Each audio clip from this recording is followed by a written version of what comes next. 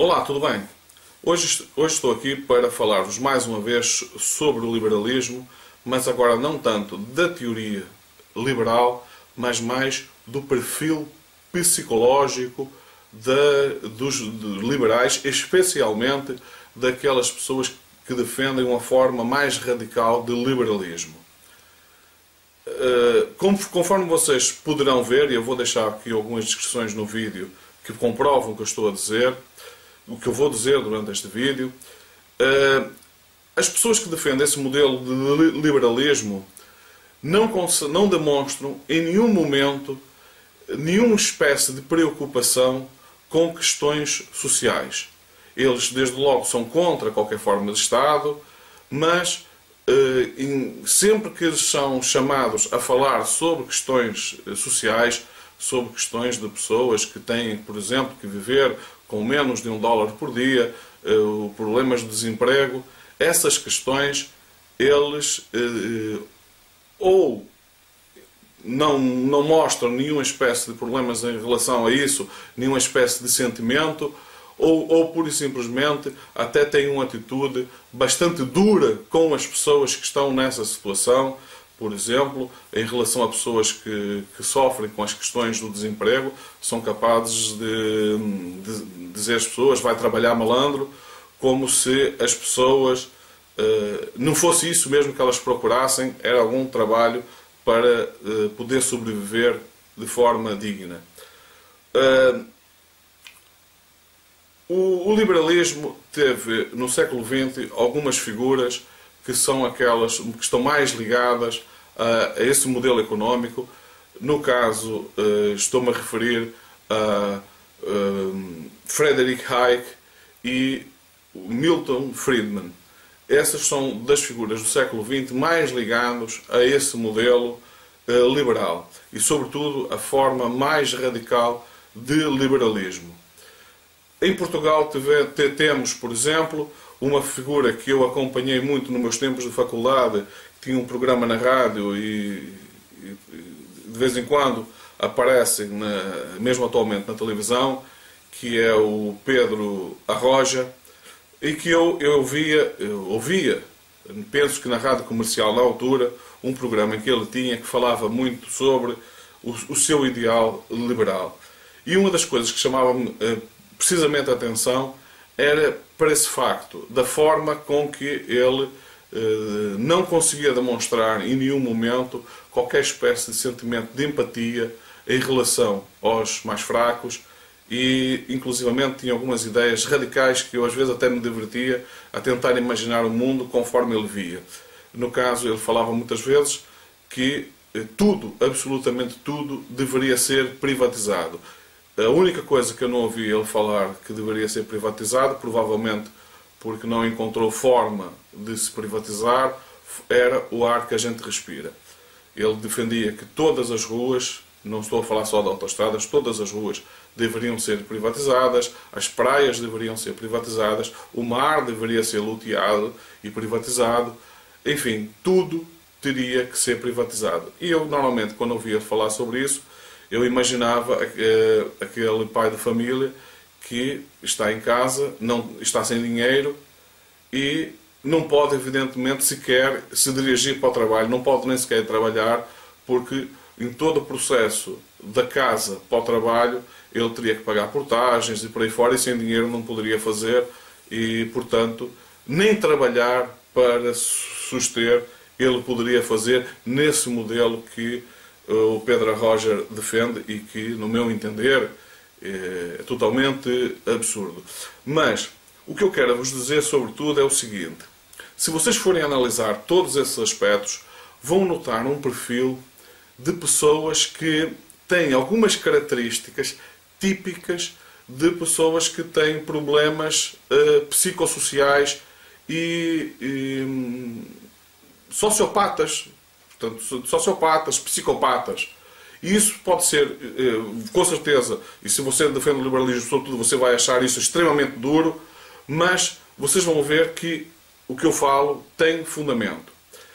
Eu desde sempre que tenho essa opinião sobre as pessoas que defendem essas formas mais radicais de liberalismos, Porque, para mim, embora não seja formado em psicologia, há alguns aspectos de psicologia que eu reconheço que sempre que ouço psicólogos a falar quando há situações de crimes e que são chamados a intervir a falar sobre o perfil psicológico das pessoas que cometeram certos tipos de crime, e uma das coisas que me chama a atenção sempre é ele chamar a atenção para isso. A incapacidade das pessoas que sofrem desse tipo de distúrbios de sentir, de se compadecer do sofrimento do outro. Ele não consegue sentir compaixão em relação à vítima. E se forem ver, essas características estão muito presentes nas pessoas que defendem essa forma mais radical de liberalismo. Eu vou deixar aqui na descrição um link para vocês analisarem isso, uma entrevista que está em inglês, mas vocês podem recorrer, se não dominam suficientemente o inglês, ao tradutor e verão a entrevista com uma figura bastante conhecida de quem assistiu a série do Shark Tank, que é o Kevin O'Leary, em que ele, perante a colocação da jornalista sobre o facto de 1% da população mundial de ter mais de 50% da riqueza, ele acha isso não só perfeitamente natural, como até vê nisso algo de positivo. E quando a jornalista o confronta com o facto de isso representar que há pessoas a passar fome no mundo, a passar necessidades no mundo, ele acha isso também muito bom, muito positivo, porque essas pessoas têm a oportunidade. Então ela, mais adiante, diz, mas você acha possível que uma pessoa que tenha que viver com menos que $1 por dia pode ter aspiração a chegar a ter uma vida como a sua, por exemplo, a pessoa se tornar, a crescer?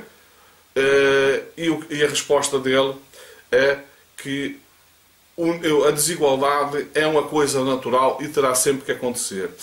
E eu quero chamar a atenção para esse aspecto pelo seguinte, que muitas das vezes as questões, quando são colocadas fora do seu contexto, pode dar origem a interpretações totalmente diferentes. Reparem nesta frase, que as pessoas, com um certo nível, portanto, de desigualdade, é uma coisa natural. E eu concordo com isso. Essa frase, sem nenhum contexto, eu concordo com ela. É evidente que quando nós temos pessoas que trabalham mais, produzem mais, têm mais talento, é normal que essas pessoas tenham um diferencial, elas tenham mais rendimentos, tenham mais riqueza do que aquelas que não fazem isso.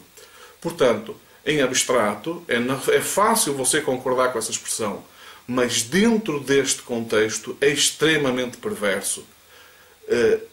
Achar que é aceitável um nível de desigualdade ao ponto de haver pessoas, como o caso dele, que têm uma riqueza muito acima do necessário para ter uma vida digna e com toda a tranquilidade, hajam milhões ou até bilhões de pessoas pelo mundo que tenham que viver, sabe-se lá como, eu não consigo sequer imaginar, com menos que $1 por dia, e estou a falar de pessoas que vivem com menos de $1 por dia, que trabalham e muitas vezes trabalham muito duro. Imaginem se é aceitável que uma pessoa trabalhe, por exemplo, 12 horas para ganhar $1 por dia e, enquanto isso, essas pessoas que defendem o liberalismo entram num bar, tomam um café e pagam $1 por um café que tomem 2 tragos. Evidentemente, isso não tem um mínimo de moralidade. Não é aceitável que uma pessoa que tenha que trabalhar horas para ganhar aquilo que uma pessoa vai a um bar, toma um café e em 2 golos bebe correspondente a horas e horas de trabalho duro de uma pessoa em qualquer parte do mundo. Uma pessoa que acha isso natural, que acha inclusivamente isso benéfico, é evidente que essa pessoa tem graves problemas psíquicos e, quanto a mim, demonstra claramente que é uma pessoa que é um psicopata. Vamos ser claros, no meu ponto de vista, essa pessoa tem características psicopatas. Mas o que é interessante é que, recentemente, eu tive uma informação de que houve um grupo de psicólogos que resolveu fazer esse estudo. Provavelmente vinham constatando o mesmo que eu já há muito tempo me apercebia, sempre que eu falo sobre essas questões, é uma das questões que eu chamo a atenção das pessoas. E o que é que eles fizeram? Eles criaram um questionário e foram a presídios de alta segurança pessoas que tinham sido presas por crimes graves, por assassinatos em massa, e fizeram um questionário para traçar o perfil psicológico dessas pessoas. E usaram exatamente o mesmo modelo para entrevistar grandes milionários e pessoas reconhecidamente que defendem os modelos liberais mais radicais. E a conclusão que chegaram é que a percentagem de pessoas que demonstravam ter todas as características de um psicopata, a percentagem era basicamente igual nos dois grupos.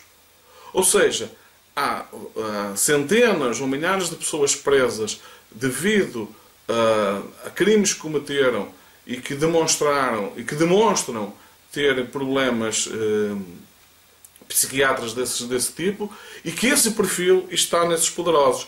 Agora reparem bem, se pensarmos bem, essas pessoas que defendem esse modelo radical de liberalismo e que têm esse perfil, acabam até por ser mais perigosas do que essas que estão presas. Desde logo porque essas estão presas, não é? Mas também porque essas que estão presas, elas foram responsáveis pela morte de algumas pessoas. Mas essas que estão soltas e que são extremamente poderosas, de forma indireta, elas são responsáveis pela morte de milhares de pessoas todos os dias por sobrenutrição, porque é evidente que o dinheiro, como bem escasso que é, se ele existe em excesso na mão de poucos, em algum sítio ele tem que faltar.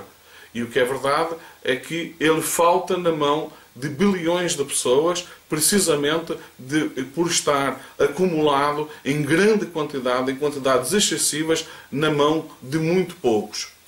E isso de forma nenhuma é moral, isso de forma nenhuma é aceitável, mas é tanto mais imoral e inaceitável quando nós constatamos que esse acumular de dinheiro é fruto não do trabalho pessoal, do esforço pessoal dessas pessoas, mas da exploração do trabalho de outros e à custa de pagamento de salários muito aquém daquilo que as pessoas mereceriam ganhar. Mas isso é tema para outro vídeo, no outro vídeo irei tratar esse assunto. Neste eu queria me focar exclusivamente nesse aspecto. Essas pessoas são pessoas extremamente perigosas porque, além de ter um perfil grave psicossocial, além de ter um perfil extremamente grave de psicopatas, são psicopatas extremamente poderosos. E essas pessoas hoje controlam o poder em vários níveis, e isso pode ter consequências muito graves na nossa sociedade. Aliás, já está a ter consequências muito graves na nossa sociedade. Este vídeo era para falar sobre isto, era para chamar a sua atenção para esses aspectos que, de certeza absoluta, você não vai ver tratado em nenhum momento na comunicação social. Em nenhum momento você vai ver alguém na comunicação social fazendo essa análise psíquica, do comportamento psíquico dessas pessoas. Espero que continue a acompanhar o canal, partilhe esses vídeos com os seus amigos e, se ainda não subscreveu, subscreva o canal, porque este e muitos mais temas de interesse irá aparecer neste canal. Fiquem bem, vemos no próximo vídeo.